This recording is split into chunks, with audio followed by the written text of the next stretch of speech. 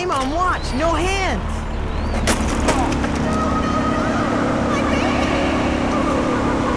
What happened?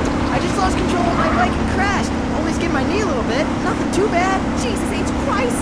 My little baby! That's it! No more bike riding for you. Not today. Not ever. Mom, it doesn't hurt too bad. I love my bike. I just fell. It happens. That's it! I'm getting you a car. Wow, cool! I did not bring you into this world in order for you to be exposed to anything dangerous. I lost my figure for you. I ruined your father's life with my nagging. I will not see you die on some outdated contraption. I won't! I won't! I won't! I will protect you in any way I can.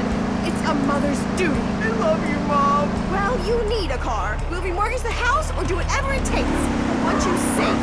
And what better protection than an overpowered sports car you can drive when first experimenting with